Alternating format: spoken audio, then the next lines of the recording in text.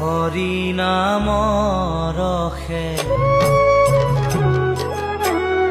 বৈকুণ্ঠ প্ৰকাশে হৰি নামৰ ৰসে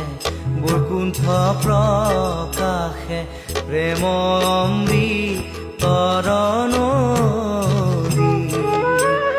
শ্ৰীমন্ত শংকৰে পাৰ ভাঙি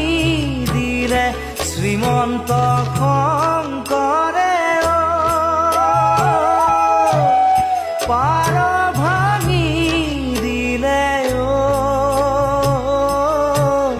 বহে ব্ৰহ্মাণ্ড কভে